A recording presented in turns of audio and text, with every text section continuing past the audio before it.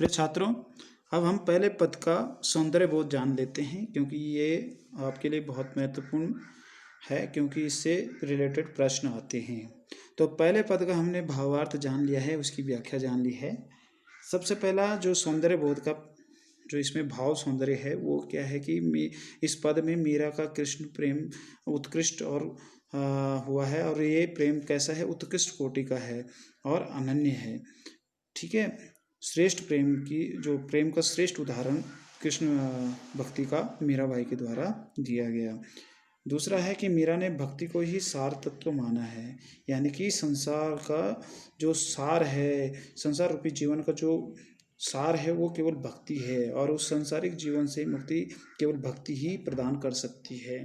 फिर इसमें इस पद में लयात्मकता है, मधुरता है और संगीतात्मकता है, और उसके कारण से इसमें सरसता आ गई है। इस पद को बार बार पढ़ने का मन करता है, क्योंकि इसमें संगीत छिपा हुआ है और उससे इसका प्रभाव बन गया है।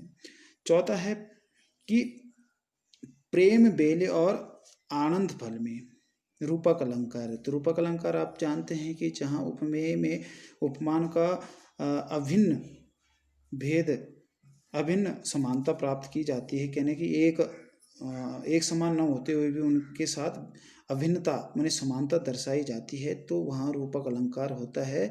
यहाँ पर उपमेय का मतलब जैसे उपमेय जिसमें जिसको उपमा दी जाती है वो उपमेय होता है। प्रेम यहाँ पे उपमा है, और जिसकी द्वारा उपमा दी जाती है उसको उपमान कहा जाता है, बेली। तो यहाँ पर आनंद फल भी क्या है, आनंद क्या हो गया, उपमेय हो गया, और ये उपमान हो गया। तो यहाँ पर ये दोनों अलग अलग होते हुए भी इनमें समानता की बात की जा रही है। अब दूसरा ये है कि दूध की मथनियाँ दही छोई में अन्योक्ति अलंकार है। अन्योक्ति अलंकार का मतलब है कि जो चीज़ प्रेजेंट नहीं है और उसके द्वारा क्या है, प्रेजेंट चीज़ की विशेषता प्रकट की जाती है, उसका वर्णन किया जाता है, यानी जो चीज़ अप्रस्तुत है उसके द्वारा प्रस्तुत का वर्णन किया जाता है, तो उसको अन्योक्ति अलंकार के। क्योंकि पद में आपने देखा कि दूध की मथनियाँ तो थी नहीं, प्रेजेंट नहीं थी, लेकिन अप्रस्तुत थी। लेकिन प्रस्तुत क्या था, मीरा का प्रेम प्रस्तुत था, तो उसी की विशेषताओं को प्रकट अप्रस्तुत दूध की मथनियों से किया गया है। दही छोई, तो दही प्रस्तुत नहीं थी, छोई माने छाछ भी प्रस्तुत नहीं था। तो यहाँ पर ये अन्योक्ति अलंकार हो जाता है जब हम किसी अप्रस्तुत प्रेजेंट चीज़ से किसी प्रेजेंट वस्तु का वर्णन करते हैं, तो वहाँ अन्योक्ति अलंकार हो जाता है।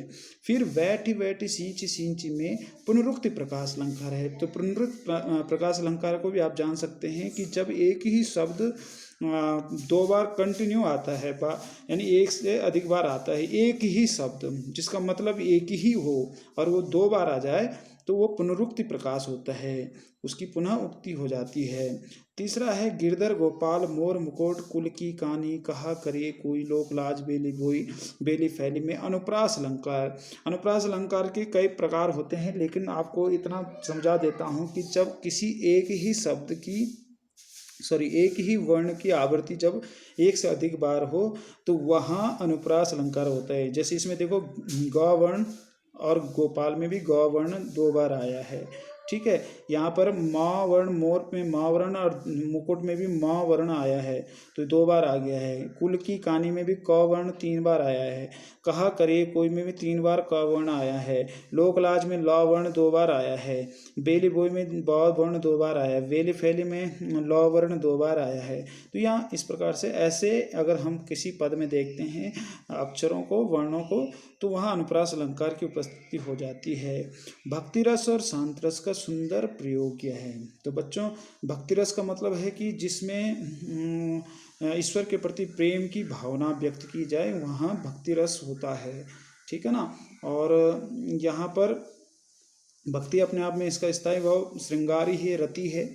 ठीक है, जैसे श्रृंगार का स्थायी भाव रति होता है, भक्ति का भी ईश्वर के प्रति जो प्रेम भाव भगवत विषय उसका भी रति होता है। और शांत रस में भी क्या होता है कि जब ईश्वर के प्रति भक्ति भावना हो या सांसारिकता का त्याग करने की बात की गई हो, सांसारिकता का त्याग करने की बात कही गई हो, और सत्संगति की बात जहाँ आती है, तो वहाँ शांत रस होते हैं। जहाँ पर मन को शांति प्राप्त होती है, वहाँ पर शांत रस का प्रादुर्भाव होता है।